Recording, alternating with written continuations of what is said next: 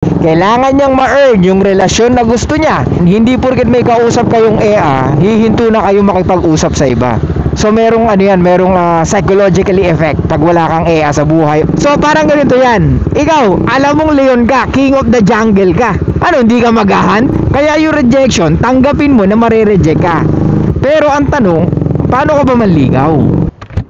Hey, what's up guys? It's your boy, Sublado Moto. Okay, for today's vlog. Hindi pala, for tonight's pala. Okay, for tonight's vlog, let's talk about, by the way, higpitan muna natin ating camera. Okay guys, pag-usapan natin ang nag-comment sa ating comment section. So si Ropa may tanong, ano daw ang masasabi natin sa sinabi ni Bugoy, the Kuy-Koy, na ang panliligaw daw ay hindi totoo? What? Well, hindi mo pwedeng sabihin hindi totoo. Pero ang katwiran niya doon is because yung babae ang nagbibigay ng terms and condition pag naliligaw ka sa EA. Totoo naman yun. Pero mga Ropa, ano ba yung definition nyo ng panliligaw? Magpapaalam ka ba?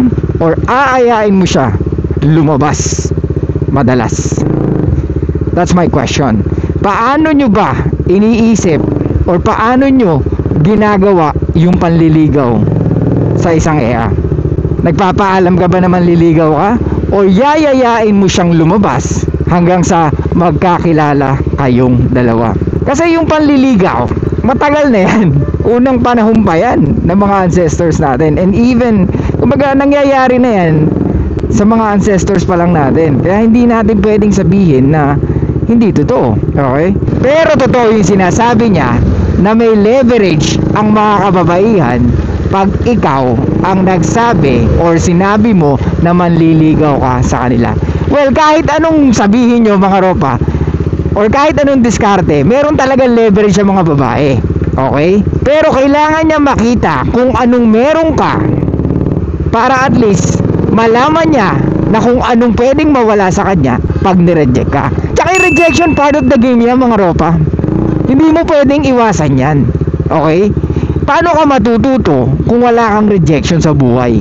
'Di ba? It can apply yung rejection sa anumang sitwasyon natin sa buhay. Kaya yung rejection, tanggapin mo na mare-reject ka. So yung sinabi niya sa controversial take, syempre kahit kayo parang naano kayo, 'di ba? Parang totoo ba 'yun? Parang hindi naman. Kasi talagang manliligaw at manliligaw ka. Totoo, mga Ropa. Kailangan mong manligaw, hindi pwedeng hindi. 'Di ba? Pero ang tanong, paano ka ba manligaw? That's the question. Paano ka dumiskarte? 'Di ba? Paano mo sinasabi na trip mo ang EA? Kaya nga mga Ropa, dapat talaga alamin nyo kung ano yung diskarte or kung paano talaga dumiskarte sa EA. Tama siya doon mga Ropa, na merong may leverage ang babae or may possibility ka na ma-reject. Totoo yun. Pero hindi mo maiaalis yun na ma-reject tayo. Kasi part of the game yun mga Ropa eh. Hindi mo pwedeng alisin yun. There's no such thing as perfect system para mabembang mo ang isang EA or para maging girlfriend mo ang isang EA. Okay? So, let's be realistic. Pero may point siya. Meron leverage ang babae pag ikaw ang nag-ask na manliligaw ka. Kaya nga ang diskarte, dapat aayain mo siyang lumabas hanggang sa makita niya kung anong meron ka na wala sa iba. Kasi ganun lang naman yan eh. Kailangan niya makita na the best ka at ikaw yung pinaka the best sa lahat ng lalaki na nakilala niya. Okay? So getting to know mga Ropa. Tsaka eto paano mo makikilala ang isang EA kung ikaw mismo hindi mo siya i-approach? Di ba? Siyempre ikaw din naman ayaw mong gumgirlfriend nang hindi mo ganong kilala, or ayaw mong bumembang nang hindi mo ganong kilala. Di ba? Well, baka sa iba sa inyo bumembang kahit di pa ganong kilala yung EA. Pero for me, I genuinely believe na kailangan mong kilalanin ng EA bago ka pumatong sa kanya. Gets? Nasa atin ang power, okay? Nasa kanila yung power to reject us. Pero nasan ba yung relationship na kailangan nila? Nasa atin. So actually, mas mataas yung power natin sa kanila. Meron lang silang instant power to reject us, okay? Tsaka nangyayari yan, hindi mo pwedeng alisin yan. Mangyayari at mangyayari yan na ma-reject tayo ng EA. Alright? Let's talk about yung about survival. So lahat tayo, we need to survive. Imaginein mo, wala kang girlfriend, NGSB ka. How would you feel? Do you feel like a loser? Or parang, ano ba ako? Nag-exist pa ba ako? May ganong feeling. And let's be honest, mararamdaman mo yan pag wala ka na-attract na EA. Diba? And rejection is part of the game. Okay? So, let's talk about the survival. How can you survive or how can you pass your DNA or your genes? Or paano ka hindi magiging extinct kung hindi ka hahanap ng EA na talagang pwede mong makasama?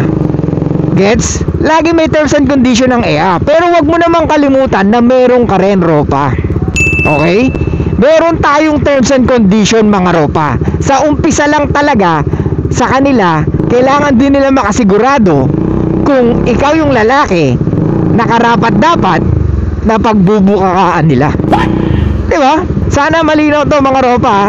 Okay. So parang ganito yan. Ikaw, alam mong leon ka, king of the jungle ka. Ano, hindi ka mag-hunt? Magugutom ka. How can you survive? So same thing sa lalaki. How can you feel intimacy? How can you feel love? Anyway, you can feel love with your sisters, with your brothers, or with your friends, or with your family. Pero iba yung intimacy when it comes to EA. Diba? Yan, namatayan tayo. At ulitin ko, how can you pass your genes or paano ka? Or paano hindi magiging extinct yung lahi mo kung hindi ka hahanap o didiskarte ng EA? Okay? O, ulitin ko, kung ikaw, leon ka, na king of the jungle ka, ikaw ang pinakamalakas, natural sa kanila na mag-hunt. Same thing sa atin, mga Ropa. We are natural hunters. Okay? We are the fucking hunters. Until now, we are hunter of success. Okay? Kasi we need to survive. So same thing, we are still hunters of women because we need to survive. So merong psychologically effect pag wala kang EA sa buhay, or kung wala kang bembang, or wala kang intimacy sa EA, or kung walang nagkakagusto sa yung EA. Di ba? How would you feel? Di ba? Na wala kang ginawa sa sarili mo kundi mag-playing safe. Kasi nakarinig ka ng ang panliligaw is binibigyan mo yung babae ng way na ma-reject ka, or binibigyan mo siya ng chance para i-reject ka. Hindi ganoon, mga Ropa. Talagang yung rejection kailangan mong tanggapin. Pero may point naman siya. I agree na meron talagang leverage sa mga EA pag ikaw ang dumiskarte sa kanila, pag ikaw ang nag-approach sa kanila, at pag inaya mo silang lumabas para mag-date kayong dalawa. Gets? Kaya nga, wag niyong kakalimutan na hindi porket meron ka ng kausap na isang EA, doon na matatapos or doon ka nahihinto. Di ba? Kaya nga wag niyong kakalimutan, hindi porket may kausap kayong EA, hihinto na kayo makipag-usap sa iba. Tandaan mo, ikaw ang magbibigay ng relasyon, tayo nagbibigay ng relasyon. So they need to pass the criteria. Kung may criteria ka, Ropa. Pero I truly believe meron tayong standards. However, binababa natin para lang sa isang EA na akala natin dahil sa pagre-reciprocate niya, relasyon na rin ang hanap niya. Tapos doon ka magugulat, hindi pala. So ano mangyayari? Mapuprostrate ka at masasaktan ka at maiinis ka na akala mo lahat ng EA ganun. No, hindi, mga Ropa. Kaya nga sabi ko sa inyo, hanggat maaari, huwag yung ibibigay ang relasyon na gusto nila. Kung hanggat maaari nga, nabembang nyo na, huwag nyo pa rin ibigay ang relasyon na gusto nila. Or regardless kung nag-open sila ng leg sa inyo, huwag nyo pa rin ibigay agad ang relasyon na gusto nila kung wala pang at least 6 to 12 months nyong silang kilala. Ulitin ko, huwag nyong ibigay ang relasyon kung alam mo na wala pang 6 to 12 months nyo silang kilala. Ganun lang kasimple, Ropa. At ganun lang ang pagpili ng EA. Okay? Huwag kang bigay ng relasyon. Kaya karamihan ng babae, feeling nila marami silang options. Pagdating sa relasyon, kukonti ang kanilang options. Pero yung mga lalaking magsisim sa kanila, oo, marami nun. At yung mga lalaki na gusto silang bembangin, oo, maraming ganun. Pero yung relasyon na kaya mong ibigay sa EA at alam mo na kaya mong pasayahin siya at alam mo na kaya mong alagaan siya at ibigay yung mga pangangailangan niya, then ikaw dapat ang mag-set nun at hindi siya. Okay? Kailangan niyang ma-earn yung relasyon na gusto niya. Hindi yung bigay ng bigay ka ng relasyon hanggang sa magmukha ka ng tanga. Kaya mga Ropa, kung meron kayong tanong at hindi nyo nauunawaan, mag-comment below lang kayo sa atin. At pipilitin natin, mai-explain natin ng maayos para at least hindi kayo ma-take advantage ng mga EA na ang habol lamang ay ang inyong atensyon at ang inyong probisyon, pero hindi ang inyong relasyon. Okay? So yun lang guys, sana malinaw sa inyo yan. I'll see you guys next time. Sana Ropa nasagot ko ang tanong mo. If you have any question, just comment below mga Ropa. Just make sure lang mga Ropa yung question nyo may laman at talagang matututo ang karamihan. Okay? So yun lang guys, thank you so much. I'll see you guys next time. And bye bye. Show love. Peace out. And good night.